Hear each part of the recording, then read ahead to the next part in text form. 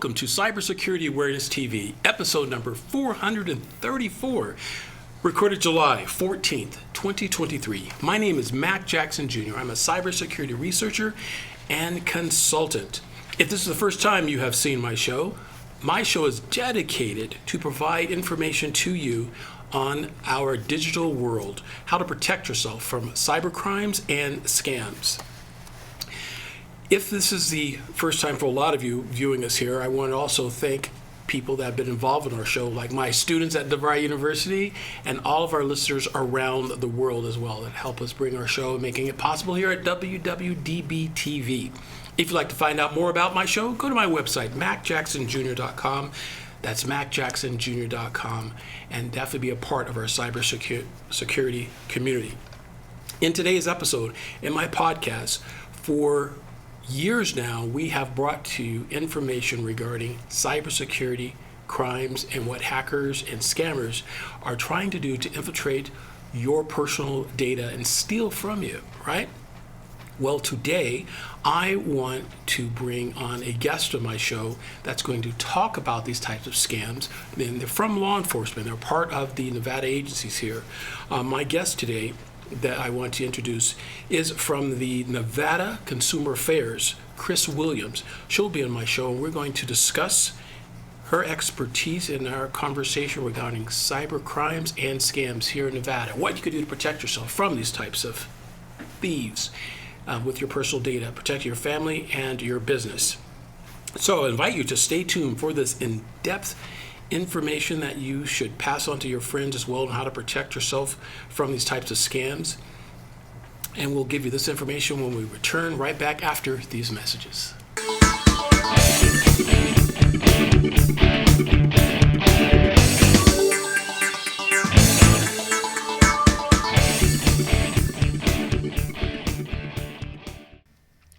Hello folks, this is Mac Jackson Jr. from Vanderson Cyber Group. The problem with businesses today is that they are affected by cyber attacks from around the world, but companies are not sure of what to do. Normally, they are reactive instead of proactive. But folks, cyber attacks can affect your bottom line, and it will affect you financially, legally, and your business reputation. Here at Vanderson Cyber Group, we can help you develop a policy by training your employees on what to do if they are involved in a cyber attack and how to mitigate it and fight against it. Folks, we call it here #StayCyberWoke. And that's Vanderson Cyber Group here in Las Vegas and around the world. You can reach me, folks, at VandersonCyberGroup.com or my website, MacJacksonJr.com as well. Here locally, 702-868-0808. Give us a call today, folks. We must fight back.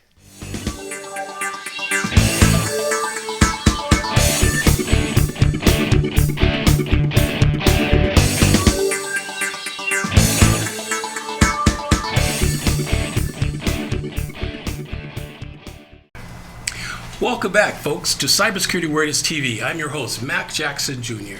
And with me today, my guest from the Nevada Consumer Affairs, Cris Williams. Hello, Cris. Hi, Mac. Thank you for this opportunity to be in this show and help educate some of these Absolutely. consumers that desperately need some help. Absolutely. It's been a while. You've been on my show before when it was Technology Review a few years ago, when we did things virtually, but I wanted to have you here in the studio to talk to you about the types of scams that affect all of us, family, friends, and businesses.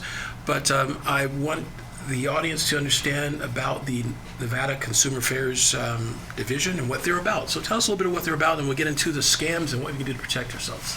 Great, I will. Thank you again. Yes, so I'm Cris Williams, the Chief Investigator for the State of Nevada Consumer Affairs, and I've been with the agency for about 21 years. And one of the things that we do, and I'm very proud to say that we investigate deceptive trade business practices. That would be the Nevada Revised Statutes 598, deceptive trade business practices. We also investigate fraudulent activities, and we do have the authority to prosecute as well if needed. Excellent. So folks, for years I've mentioned to everyone in my audience about ways that law enforcement are going after these particular bad guys. So now I'm bringing on someone from the law enforcement division to talk about what they are doing, especially in the state of Nevada, to go after these bad guys that are trying to scam our elderly, our friends, and our family, and what Nevada is doing about these types of scams. So how long has the department been around? Is it something that's been around for a while? Yes, Nevada Consumer Affairs has been around, but unfortunately, there was a time where we had to, the Governor Gibbons had to eliminate it temporarily. So that was in 2009. We were reinstated back in 2013. 2013. So wow. we've been at it. We've been trying to again educate and also help our consumers when it's needed as well.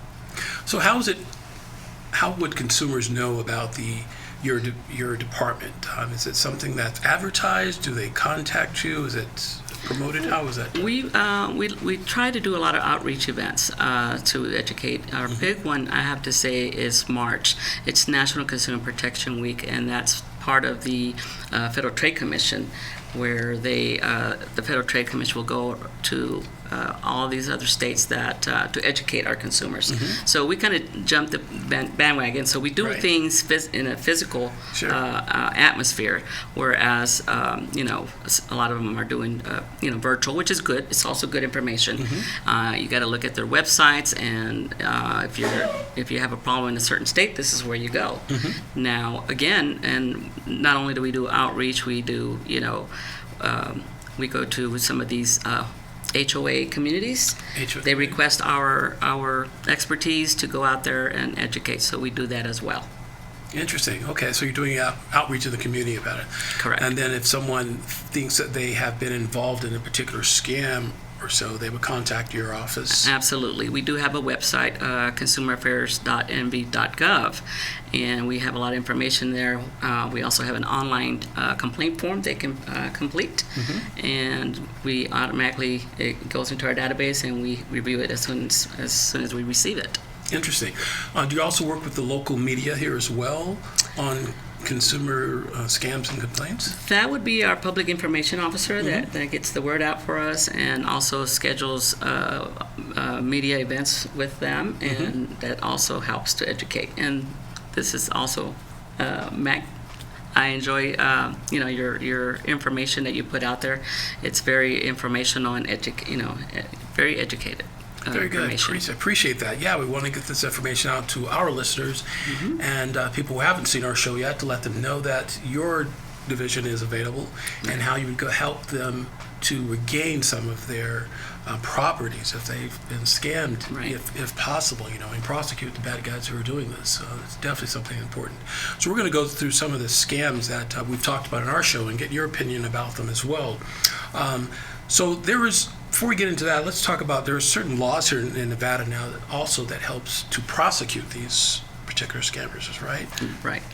As I mentioned, the Nevada Revised Statutes 598, Deceptive Trade Practices, that's a pretty big, it gives us a lot of authority to oversee a lot of these activities that are deceptive or fraudulent, and also some of these businesses that are legitimate, they don't know. Right. So we educate them as well, and they're more than willing to resolve some of the issues that come up. So besides just investigating it, you actually have prosecutorial powers as well? Exactly, we do. There's times, of course, that the business will not agree with the consumer, and so at that point in time, we review everything. We have the Attorney General's office that represent our office. They help us along, and they also review our documents, the evidence that we have collected, and they help us with that respect. And then we go down to a hearing, which it's a hearing process. We have an administrative law judge also that will oversee our process, and she will make a determination of if any monies are owed. We can also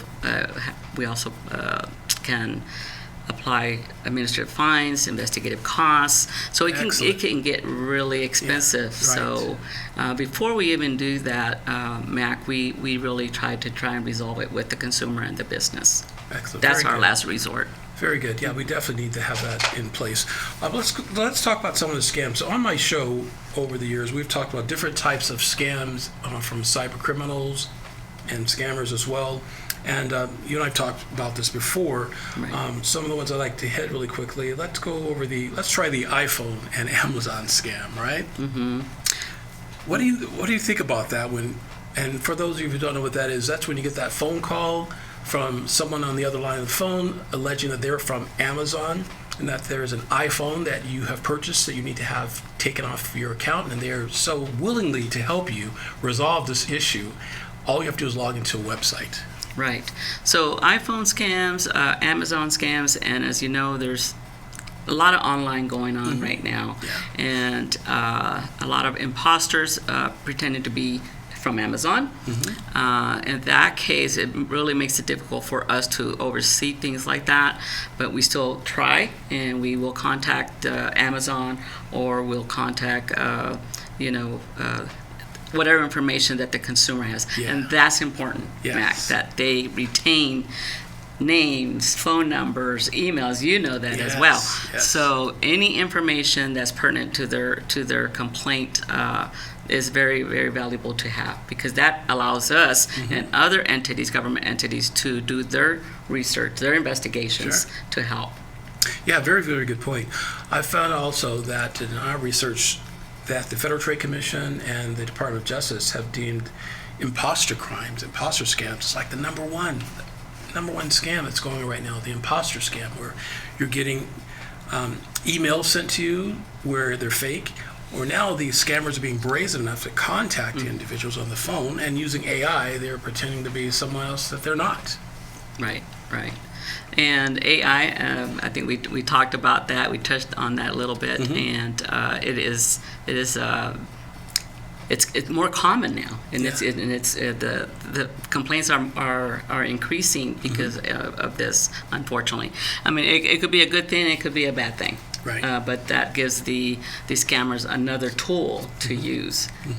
So those are really tough to also investigate, but we do what we can, and sometimes, not sometimes, but I have to say we're very successful. Excellent. It's good to hear, too.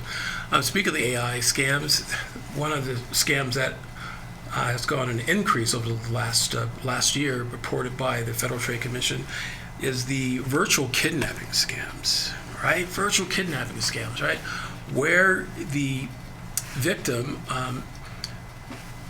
information is hijacked through their social media, and using AI, the criminals will create a sense of the victim's desperation, right, on a phone call to one of the loved ones, right? So the loved one is contacted, and they're thinking they were talking to the other person on the other side is the actual loved one, but it's all a scam, and they're asking for monies to be sent either through Venmo or PayPal or some way to immediately transfer funds to the account in order for them to avoid being put in jail is one of them, right? Absolutely. Or Yep. kidnapped by someone and they're in a foreign country. It's all fake. In the past, a few years ago, it used to be emails, right? They'll send an email stating that, hey, I'm stuck in this country. I need to have money to get me out of jail, right? As a way to get people. Now they're using AI with the voice. And how they're doing is they're taking the voice of the person through their social media, right? And the computer is actually generating this avatar of the person. Absolutely incredible, isn't it? It is incredible, very incredible. I mean, you know more than probably about cybersecurity than I do, but we hear this all the time from the consumers. Right. And those are red flags. Those are the things that when we have consumers calling our office, we guide them. This is what to look for. The urgency. Yeah. And sometimes they'll say, please don't tell mom or dad. Right. Right. And they're going to kill me. Literally, they're not. Your parents are not going to kill you. So please make that call to the parents and confirm that the loved ones are okay. Absolutely. And in our show today, we'll go through some tips as well of how to protect yourself from these types of scams. But We're going to take a quick break here, and we'll be right back here with my guest, Cris Williams from Nevada Consumer Affairs, after these messages. With our award-winning patented Ultimate 3-in-1, pack wrinkle-free in our innovative garment bag, generous duffel, and all-purpose day pack for incredible versatility. Experience easy wrinkle-free packing with quick access to travel essentials.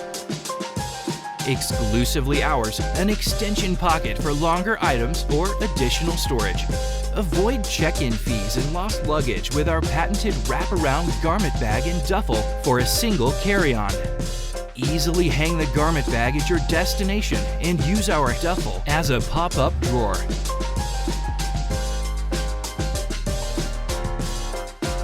Back at home, the duffel and garment bag fold neatly into the day pack for compact storage.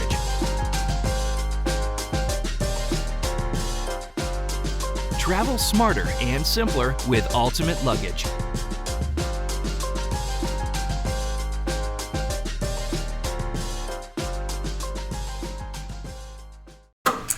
Hi folks, welcome back to Cybersecurity Awareness TV. I'm your host, Mac Jackson Jr., and I'm continuing my interview with my guest, Cris Williams from the Nevada Consumer Affairs. So Cris, as we were talking about the different types of scams that are out there, we're going over the virtual kidnapping scam.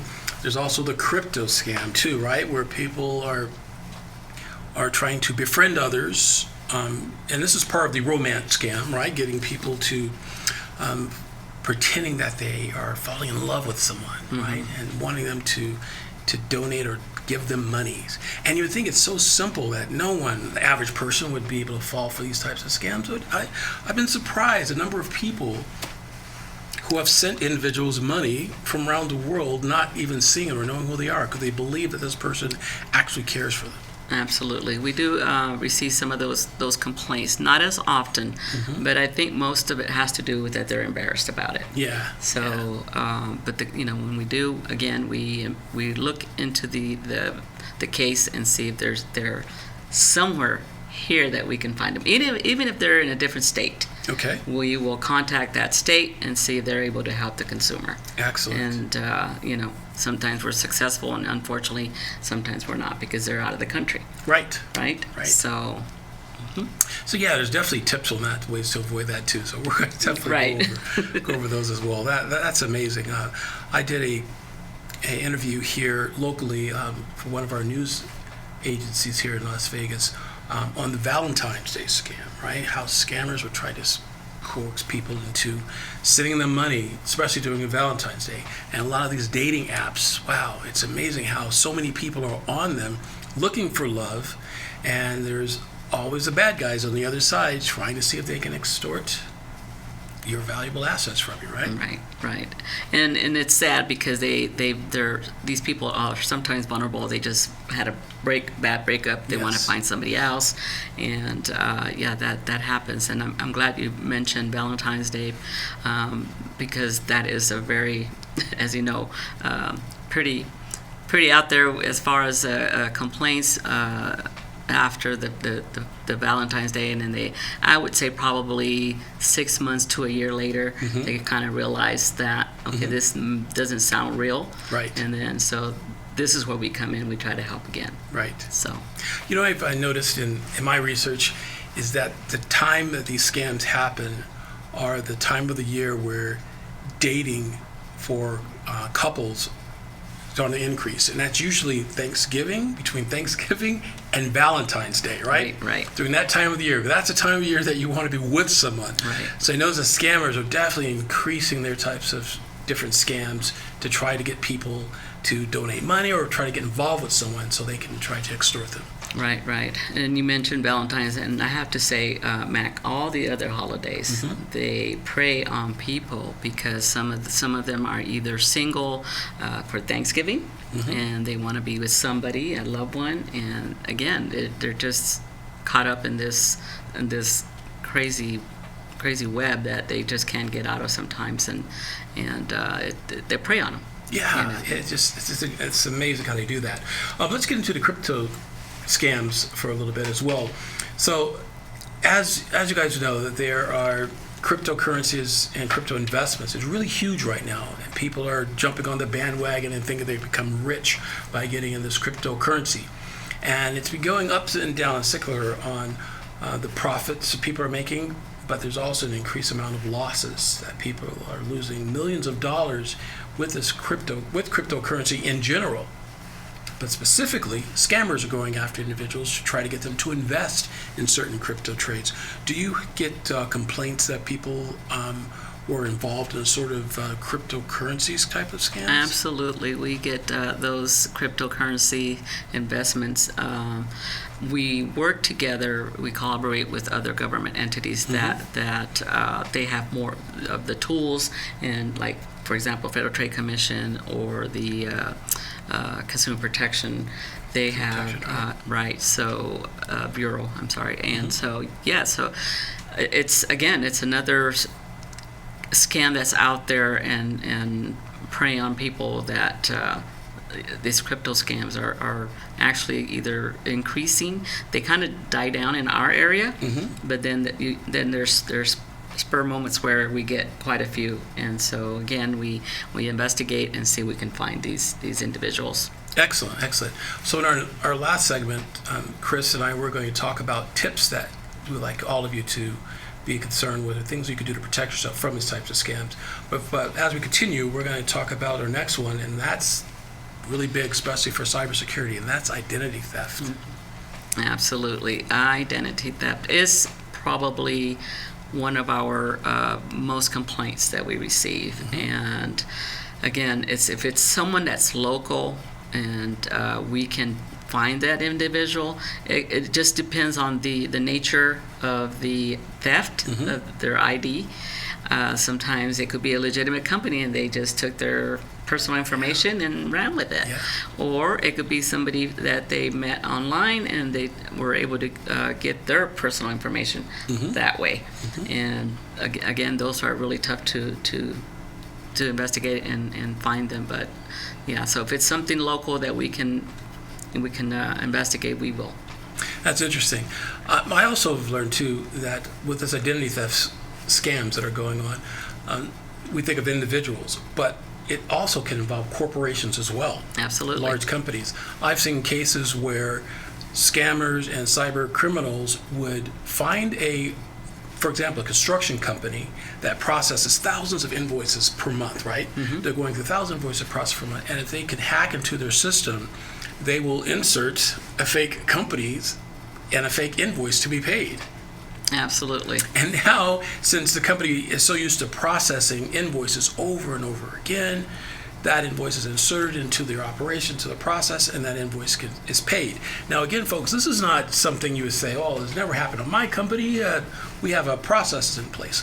What hackers would do, and I'm sure you know this too, Cris, is what hackers would do is they will study an organization's department, like, for example, the accounts payable department. They'll study how they process invoices, from purchase order numbers to vouchers, acquisitions, all of that, and wait and look at that process before and look for vulnerability. Once that vulnerability is found, then they will attack. So this is not something that will happen instantly from companies. They will wait. We always say to our viewers that a cyber incident, it's not a one-time affair. It is a campaign that strikes all the time. They will wait, sometimes up to 3 to 4 years before they'll attack your company. Absolutely. They watch these companies and they watch like who's vulnerable, and as a matter of fact, I just heard a story that they had hacked a CEO's email address. Right. And so the person working there was going to purchase this huge product. Right. And come to find out, it was not the CEO. It had been hacked. So they lost quite a bit of money. Yes. Yes, it's crazy. I have a friend who was telling me of one of their clients got hacked, and they're a company that distributes tomato sauce, right? And they had over $100,000 of tomato sauce that was redirected from their proper supplier to another supplier. And of course, they're going to take that product that they got for free and turn around and sell it and make money on it, right? Yes. Incredible. Right. It's amazing what these hackers and scammers will do. And they use all kinds of tricks like social engineering, which we've talked about before, how they will try to befriend the person in your organization. So that's why it's important for everyone in your organization to have proper training. Again, we'll discuss that in our last segment. But the last thing I want to talk to you about in this segment is the elderly scams. Yes, that is a pretty big one as well. Yeah. Unfortunately, they prey on the elderly, and I'll say because they're already well established, they have their savings, they have assets, they have more than just one that's in their 20s or 30s, right? They're just starting their life, Right. And then so you have these elderly that are well set. And I have to say that we'll get complaints that are Medicare scams. They have Medicare scams, yes. where they're imposters claiming that they're from Medicare. We have the home improvement scams. We have those.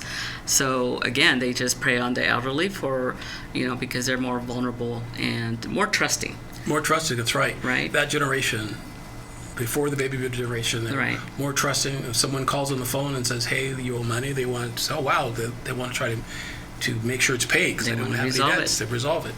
And it definitely could be a scam that's going on. There's also mortgage scams, too, that happens a lot. People who are getting ready to buy a new home, they run into these types of scams. And we talk about much of that, too, on our show as well. Right.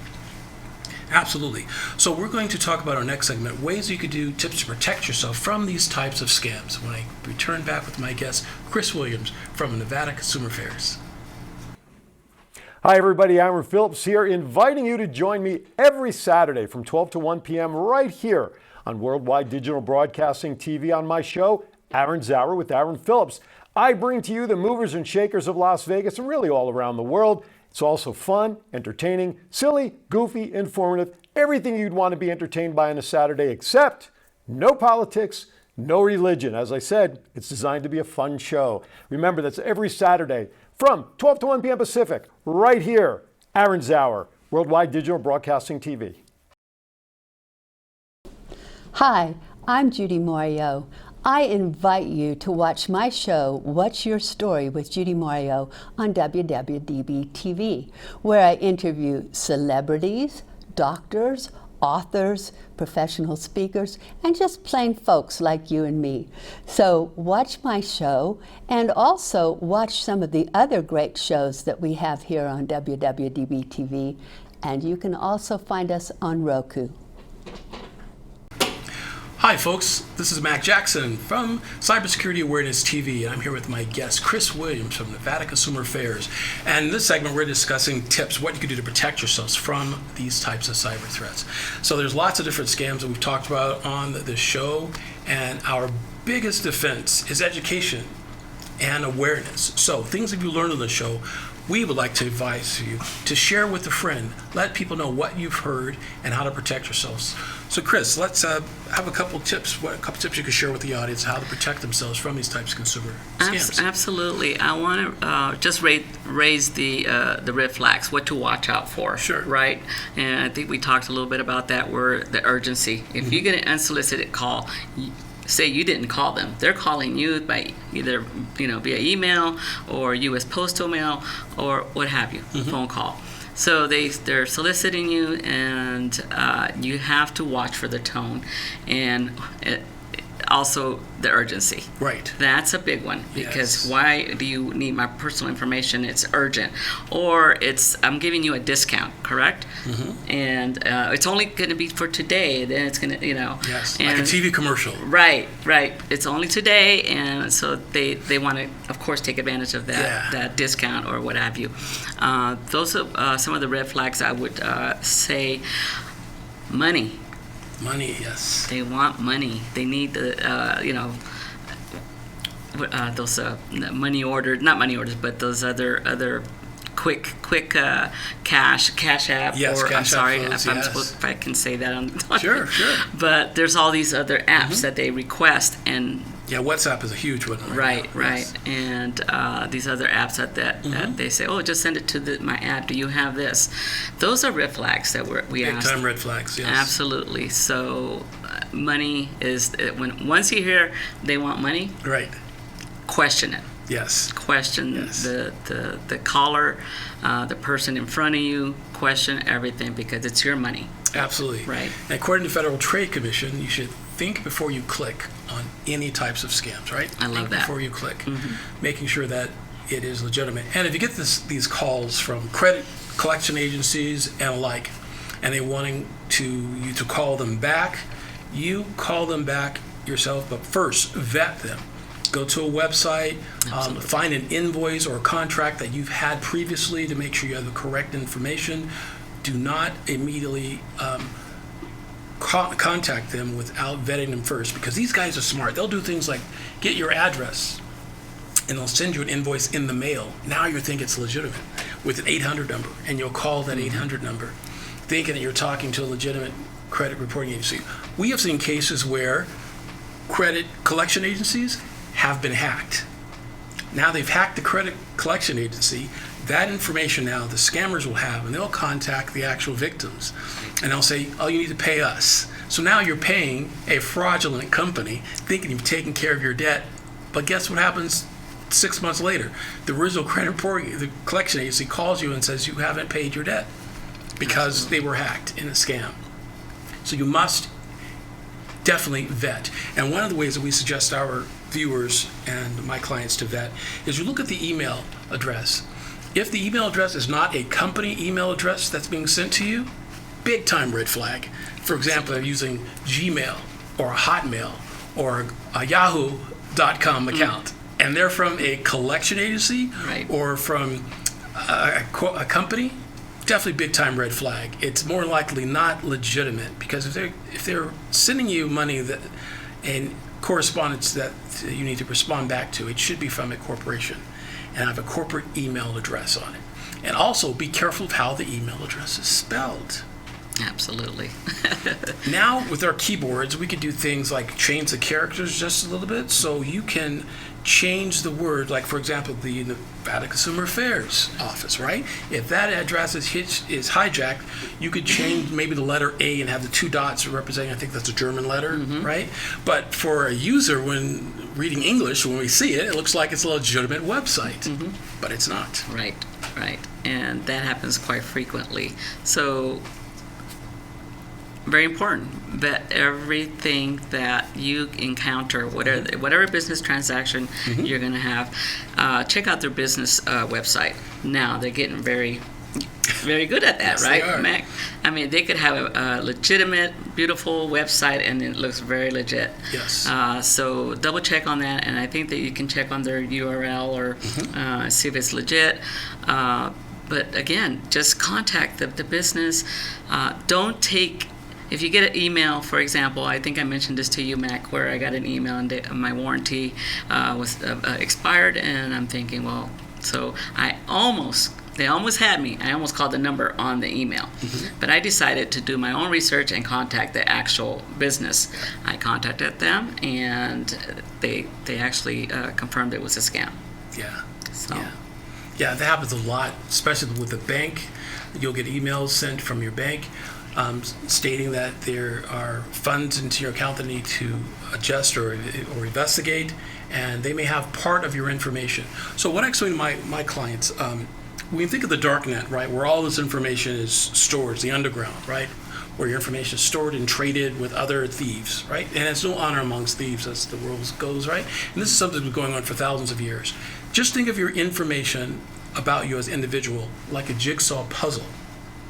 And each piece of that jigsaw puzzle, a hacker or a scammer is trying to put together in order to deceive you or sell it to another individual in the darknet. And they may not have every piece of the puzzle. What happens in the darknet is they will talk to other scammers. For example, the scammer may have your name, address, where you live, and the year that you were born, and your birthday, but they may not have your social security number. However, another scammer in the darknet may be able to hack into another database regarding you, like a DMV or a bank or a retail merchant, and they have another piece of the jigsaw puzzle. But when these two hackers or scammers get together and put that information together, now they're filling out this whole profile of you. Once that profile is created, they then can sell it in the darknet and represent you. Absolutely. I've learned a lot actually with your business, Mac. And again, I can't thank you enough for doing this and educating our consumers here in Nevada or out of state. I think your cybersecurity business goes all over the world, right? Yes, we do, all over the world. And I appreciate that. And I'm glad, Chris, you're able to join us and talk about this because every week I talk about this on my show and I tell people that, hey, I'm working with law enforcement and we're doing all these things, but I wanted to bring to you someone from the actual state of Nevada here to help emphasize what we're talking about here on this show and what we're doing to protect you and your family and your business from these types of cybercrimes as well. Right. So how can consumers reach your organization if they have a particular complaint or a threat? Absolutely. Yes, our consumer affairs website is consumeraffairs.nv.gov, and our local number is 702-486-2750. Very, very good, Chris. I definitely appreciate you being here on our show. And definitely want to have you again because, as you know, this is not a one-time thing. There are scammers that will try to create other ways to get past the barriers that we have to protect our customers. Yeah, we just touched the very tiny bit of what's going on in this world and our state. Yeah, that's true. And about your particular department here in Nevada Consumer Affairs, how many investigators do you have in your... Oh, well, we're a small unit. We are 3 investigators, 2 investigators, 1 up north, and I have, of course, myself and then 1 investigator in Las Vegas. I have 3 administrative assistants. Actually, 2 are full-time, and the other one is part-time.